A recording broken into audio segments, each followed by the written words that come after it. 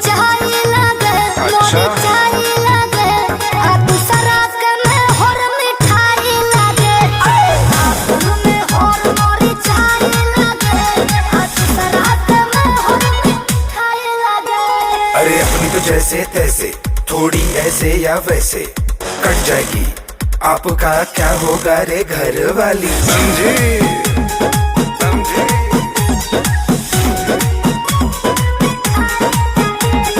हमारा पमोन से ना मोहरेला ठीक से ना प्यार को कहरेला केहू पमारी लेना लाइन हो पहर से जीव